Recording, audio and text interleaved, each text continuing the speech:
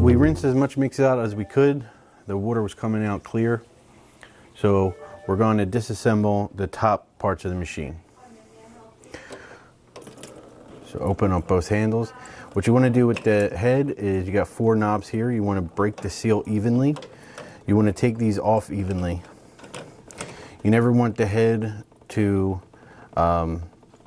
wiggle or one side be tight, one side be loose. That'll put wear and tear on the head and possibly could crack it.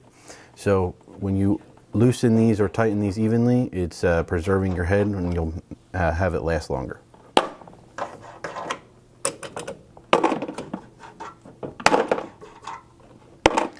After all the knobs are off, we could grab our handles here and just wiggle and pull.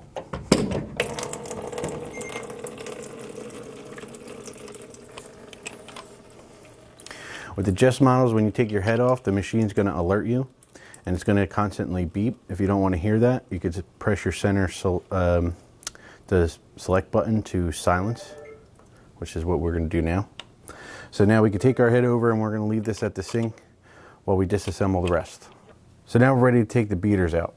So we're going to take our bushing off, and then after that we can pull our beaters out just like this. The blades on the beaters don't stick on, they just lay on there and they're held on by the cylinder, so keep your hands on them. And we can take them off ourselves and put them in the bucket. Take off our shaft seal and bring our beater over to where we'll be cleaning our parts. All right, so we're gonna move down to our pumps. The first thing we wanna do is we'll take this pump first. Go in. What you wanna do is you wanna take your duckbill valve out. Let that stay in the bucket. And then here is your mix cover. So that unscrews right here.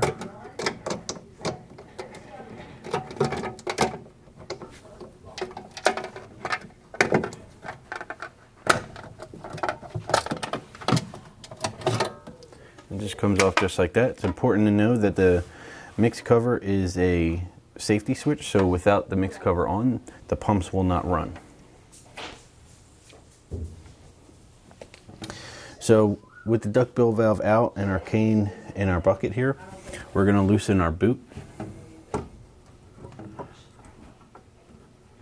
you loosen this few threads, and then you'll see this white piece right here that pulls down, and the boot will swing open. We'll take this side of the red line hose out. Just pulls out like so. Up here we have a clip for our air hose that just pulls out, unclips just like that. And right here is the wire that tells your machine if your mix is low or not. That just simply unplugs from the machine just like that. So with all that disconnected, we'll take this side of the red line hose out of the machine. And all that's left for us to do is loosen the clamp from the braided hose to the machine